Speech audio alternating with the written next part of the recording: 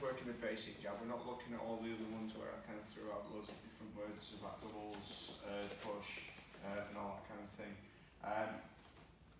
The jab's not a power hand. A jab's always going to be there to set things up. We can throw a bit more power in with a jab by doing a couple of things differently, but realistically the jab's there to set up more shots, or to control distance, or to take away distance. So as the jab goes out, I'm not worried about driving all my body force in there and trying to knock him out with a jab.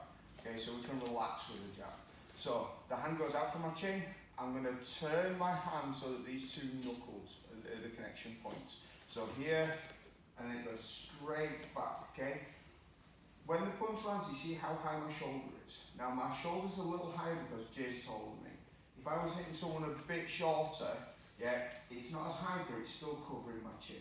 So if I go for a jab and Jay's going for like a right hook, yeah, I'm in a position where I've still got my face protected. So it's this bit that we're really looking to protect and around the back of the ears.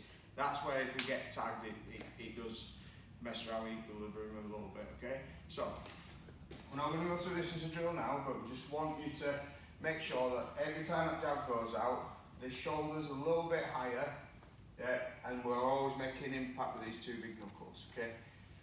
The next punch is the cross, alright? So the cross is one of these punches where when you hit it on the pad, that's when you learn you're doing the cross correctly. So here it might feel a bit funny, but when you get that pop on the pad with the crosses, yeah, it is pretty exciting, okay? So I'm going to throw a jab, still thinking about my technique, and then I'm going to throw a cross, okay?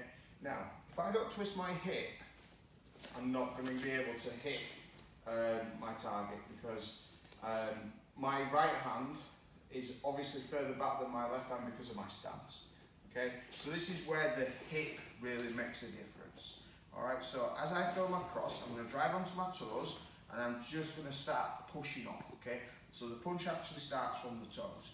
As I push, you can see the hip going forward, okay? And then the last bit is the body, hand at the very end there. And again, see how high this is? Slight bend on the elbow, okay? So let's everyone get into our fight stance now.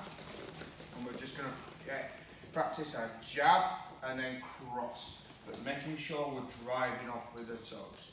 Okay, so let's just do a couple of reps so we can see